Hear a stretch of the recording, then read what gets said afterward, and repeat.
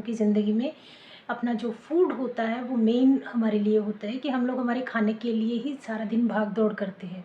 अगर इसी खाने की वजह से ही हम लोग बीमार पड़े तो फिर ऐसा खाना किस काम का।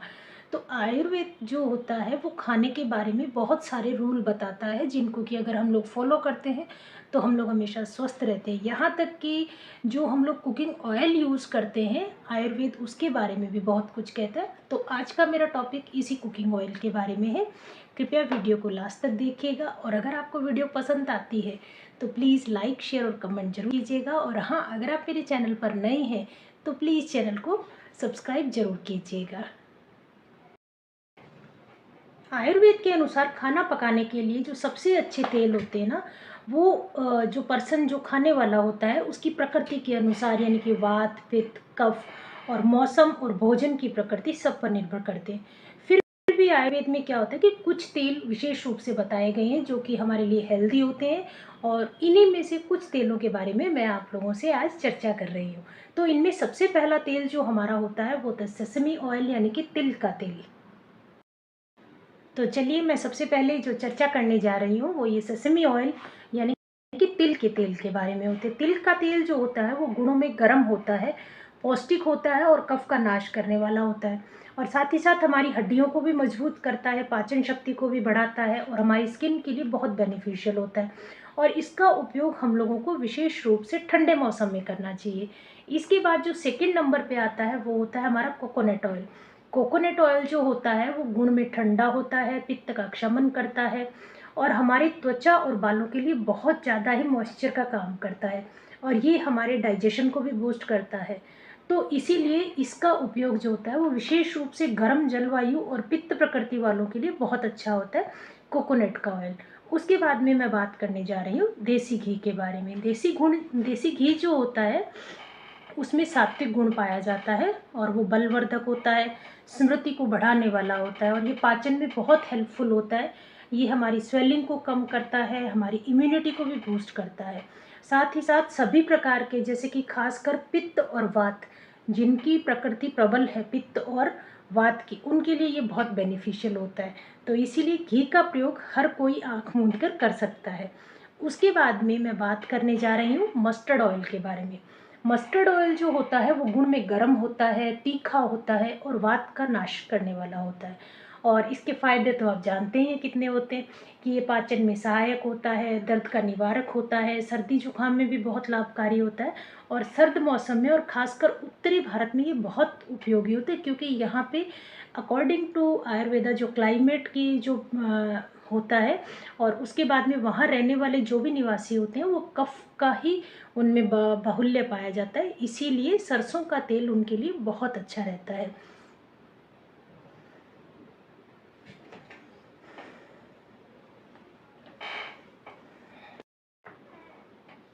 तो अब मैं इसके बाद में बात करने जा रही हूँ सरसों के तेल की।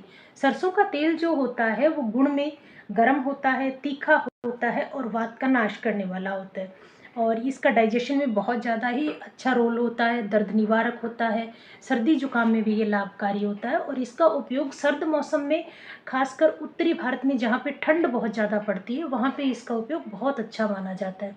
अब ये बात आती है कि हम लोग तेल का चुनाव करें कैसे। तो जो वात प्रकृति वाले हैं वो तिल का तेल या घी उपयोग कर सकते हैं। उसके बाद में बात आती है पित्त की। नारियल तेल भी यूज कर सकते हैं हम लोग, और घी भी कर सकते हैं। फिर कफ की बात आती है तो इसमें सरसों का तेल और तिल का तेल, ये सभी चीज़ें हम लोग यूज़ करते हैं, तो हम लोग कहीं ना कहीं बीमारियों से बचे रहेंगे। इसमें भी आपको कुछ ध्यान रखने वाली बातें हैं, जैसे कि रिफाइंड तेलों से आपको बचना चाहिए, और ठंडे मौसम में या गर्म प्रकृति के तेल जैसे कि तिल तेल या सरसों के तेल ही ज़्यादा अच्छे माने जाते हैं, इनका आप उपयोग कर सकते हैं। और घी को सबसे अच्छी फैट मानी जाती है। विशेष रूप से देसी गाय का जो घी होता है वो बहुत रोगों का नाश करता है, इसीलिए आप देसी घी का प्रयोग आँख मूंद कर सकते हैं।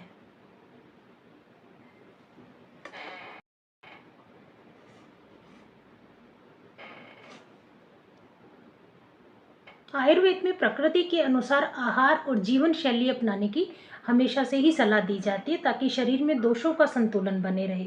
और ये 3 दोष ही मुख्यतः होते हैं जिनके ऊपर पूरा आयुर्वेद या जिनके ऊपर आयुर्वेद पूरी ह्यूमन बॉडी को डिपेंड मानता है। ये मेनली होते हैं वात, पित्त और कफ।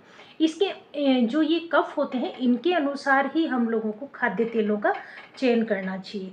तो सबसे पहले मैं बात करती हूँ वात प्रकृति वालों के लिए। वात प्रकृति वालों के लिए ठंडे स्वभाव वाले, कम ऊर्जा वाले और दुबले पतले शरीर वाले जो लोग होते हैं, वो वात प्रकृति वाले होते हैं। और वात असंतुलन से जोड़ों में दर्द रहना, कहीं पे भी बॉडी में पेन हो सकता है, कब्ज होती है और टेंशन, जिनको अनिद्रा की परेशानी होती है, वो लोग वात प्रकृति के माने जाते हैं।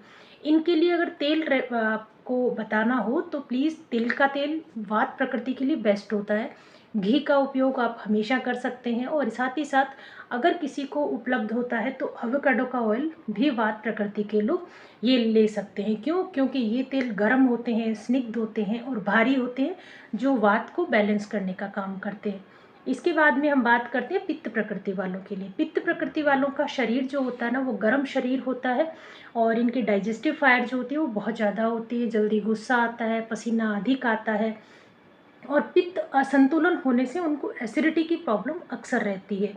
फिर उनका गुस्सा, बाल झड़ना, बालों का सफ़ेद होना, ये उनको बहुत ज़्यादा ही दिखता है और बालों की समस्याएं उनको टाइम से पहले हो जाती है। तो पित्त प्रकृति वालों के लिए अगर बात की जाती है तो हम लोग नारियल का तेल है, घी है और सनफ्लावर ऑयल है थोड़ी मात्रा में, ये आप दे सकते हैं। क्यों? क्योंकि ये ठंडे और शीतल गुणों वाले तेल होते हैं जो कि पित्त की गर्मी को शांत करते हैं। इसके बाद हम बात करते हैं कफ प्रकृति वालों के लिए। कफ प्रकृति वाले कौन से पेशेंट होंगे? जो कि जिनका बॉडी बहुत हैवी होता है, जो थुलथुल शरीर वाले होते हैं, जिनमें बलगम की प्रकृति होती है और धीमा डाइजेशन होता है और कफ असंतुलन से उनमें मोटापा, आलस्य, श्वास की समस्याएं आदि सब आ जाती हैं। तो इन सब चीज़ों के लिए आप देखिए कि सरसों का तेल है, तिल का तेल है या मूंगफली का तेल है, थोड़ी मीडियम रेंज में आप ले सकते हैं। क्योंकि ये तेल जो होते हैं ना, वो गर्म होते हैं, तीखे होते हैं, जो कफ के भारीपन को और शीतलता को संतुलित करते हैं। तो बात की जाए तो वात में हम लोग निष्कर्ष के रूप में देखा जाता है तो वात प्रकृति वालों को हम लोग तिल का तेल या घी दे सकते हैं और पित्त प्रकृति को नारियल तेल, घी दे सकते हैं। और साथ ही साथ कफ की प्रकृति में सरसों का तेल या तिल का तेल, ये बहुतायत में हम लोग दे सकते हैं। विचार आता है कि प्रकृति परीक्षण के लिए ये लक्षण तो सफिशिएंट नहीं है, तो क्यों ना हम लोग प्रकृति परीक्षण ही पहले डिटेल में किया जाए, उसके बाद में तेलों का चयन किया जाए। तो आगे मैं जो बात करने जा रही हूँ वो प्रकृति के बारे में है। इसमें मैं आपको एक क्वेश्चंस दूंगी जिनको फॉलो कीजिएगा आप और देखिएगा कि आपकी बॉडी में कौन सा करेक्टर उनसे मिक्स होता है, तो उसके अकॉर्डिंग आप ये डिसाइड कर पाएंगे कि आपको कौन सी प्रकृति है। सबसे पहले मैं बात करती हूँ कि हर क्वेश्चन के 3 विकल्प होंगे, जैसे कि मैं मल्टी चॉइस क्वेश्चन आते हैं बच्चों में, तो उस तरह से मैं आपसे बात कर रही हूँ कि हमें एक क्वेश्चन कि आपकी कौन सी प्रकृति होगी। ठीक है, तो सबसे पहले मैं बात कर रही हूँ शरीर की बनावट के बारे में। तो शरीर की बनावट में नंबर 1 आता है कि अगर आपका शरीर बहुत दुबला पतला है, हड्डियाँ उभरी हुई है, तो आप वात प्रकृति की होंगे। और उसके बाद में आता है मध्यम आकार या आपका मांसल शरीर है, तो ये पित्तज प्रकृति का लक्षण होगा। फिर उसके बाद में जो 3rd नंबर पर आता है वो है कि भारी, मजबूत या स्थूल शरीर जो होता है ना, वो कफज प्रकृति का होता है। इसके बाद में जो मैं 2nd नंबर पे पॉइंट डिस्कस करूँगी वो होता है हमारी स्किन या त्वचा का। अगर हमारी त्वचा शुष्क है या खुरदरी है या बारीक है, तो ये वात प्रकृति का लक्षण होता है। और साथ ही साथ देखा जाए तो जिनकी स्किन हमेशा गर्म बनी रहती है, सॉफ्ट होती है, जो कि ऑयली होती है, जिसमें बहुत ज़्यादा तिल मस्से होते हैं, वो पित्त प्रकृति की रहती है। और जिन लोगों की स्किन बहुत ज़्यादा मोटी, चिकनी, ठंडी या गोरी होती है, वो कफज प्रकृति का लक्षण होता है। इसके बाद में मैं बात करती हूँ बालों के बारे में। जिनके बाल बहुत रूखे, पतले, झड़ने वाले होते हैं ना, वो वात प्रकृति का लक्षण होता है। इसी के बाद में मैं बात करती हूँ पित्त प्रकृति की, जो कि बहुत मुलायम होते हैं, जिनके बाल तेलीय होते हैं, बहुत ज़्यादा ऑयली हो जाते हैं और जल्दी ही ग्रे होना शुरू होते हैं, वो पित्त प्रकृति का लक्षण होता है। इसी के ऑपोजिट अगर देखा जाए तो घने, चमकदार और मजबूत बाल जहाँ होंगे, वो कफज प्रकृति का लक्षण पाया जाता है। फिर जो सबसे मेन डिसाइडिंग चीज़ होती है ना, वो होती है भूख, कि आपको भूख कैसी लगती है। कभी कम कभी ज़्यादा। अगर ऐसी भूख आपको अनियमित रूप से लगती है तो आप 100% वातज प्रकृति के होंगे।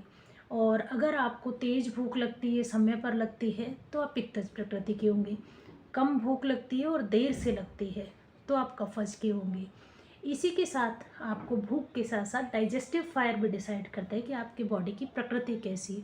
गैस हो सकती है या आपको कब्ज की शिकायत हो सकती है तो आप वातज प्रकृति के हैं। फिर तेज पाचन है, जल्दी भूख लगती है तो आप पित्तज प्रकृति के हैं। इसी के साथ साथ अगर आपका डाइजेस्टिव फायर बहुत वीक है, आप अपनी बॉडी में बहुत हैवीनेस फील करते हैं, तो ये कफज प्रकृति का लक्षण होता है। फिर इसके बाद में हम बात करते हैं नींद की, कि आपको नींद कैसी आती है।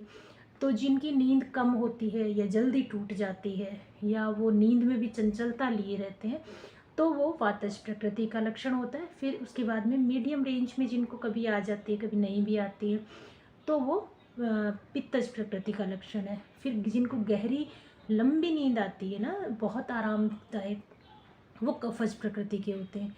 इसके बाद में टेंशन की बात करते हैं या मेंटली स्ट्रेस आप कैसा लेते हैं, ये भी आपकी बॉडी की प्रकृति ही डिसाइड करती है।